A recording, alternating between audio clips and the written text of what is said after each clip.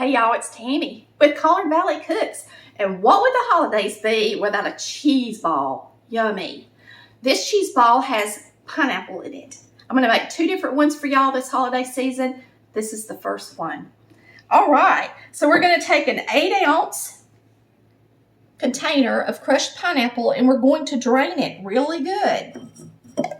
Make sure you drain it and strain it, not just drain it. If you don't have a strainer like this, go get you one. They're cheap as dirt. And you won't break the bank, get you one, and it's going to come in handy this holiday.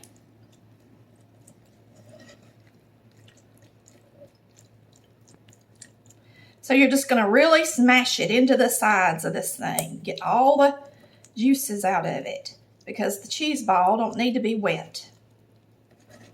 Flip it over. And do it again until you think it's pretty dry.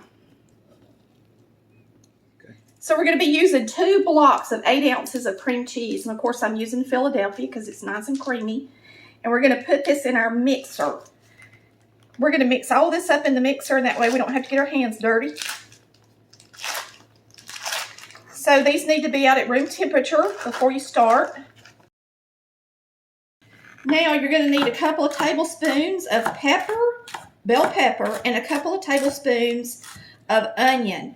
And you really need them minced.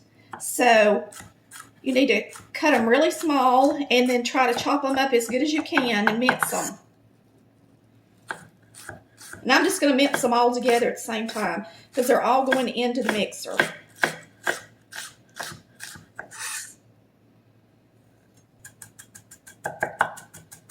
It's nice to have a chef knife when you're going to mince something because it covers a larger area.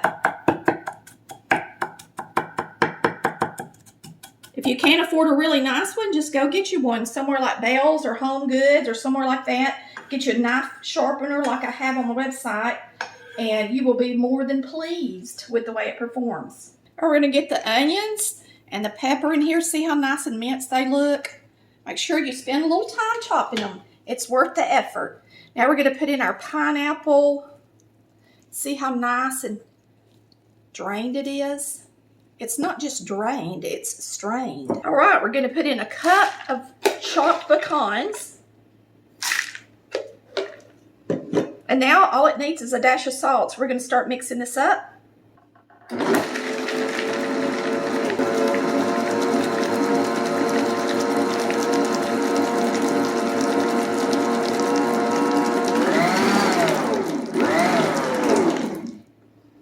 I'm going to scrape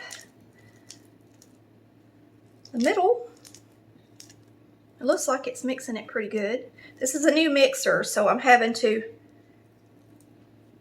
get used to it. I really love it already.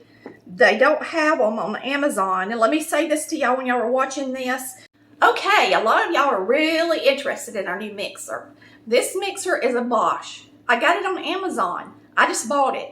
And apparently they were very low in stock. So they're not available right now.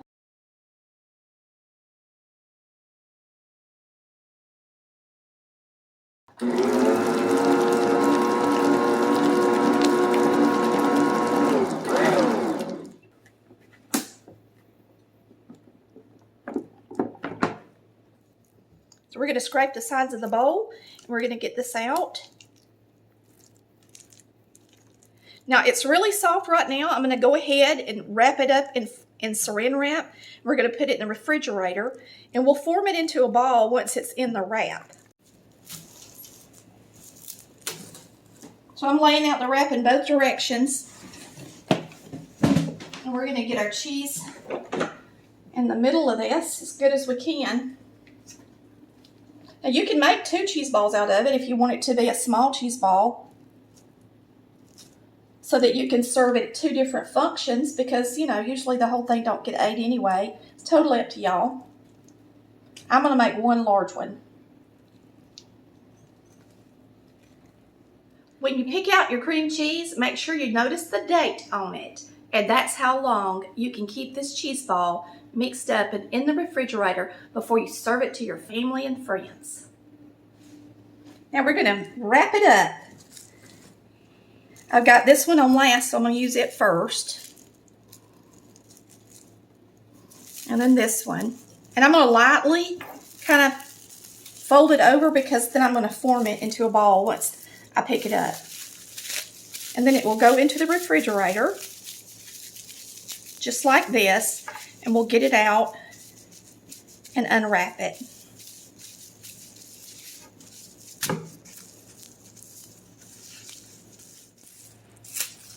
All right, I'm unwrapping this cheese ball, and it's been in the refrigerator at least a couple of hours, but it's been in there long enough to set up and look pretty.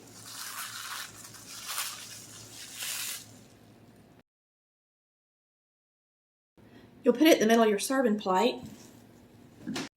This is still a little bit soft, so I'm just going to smooth a little bit on the sides.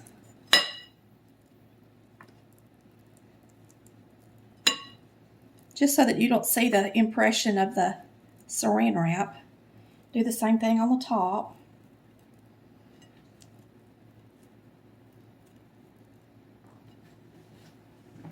And then, of course, you're just going to put your crackers around it for company.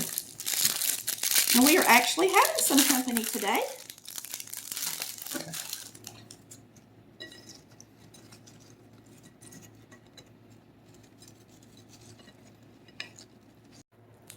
All right, let's get a little bit of this cheese spread.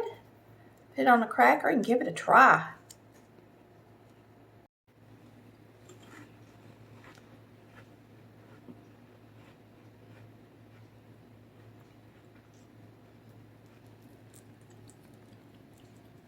I couldn't tell how good that was. I think I need another bite.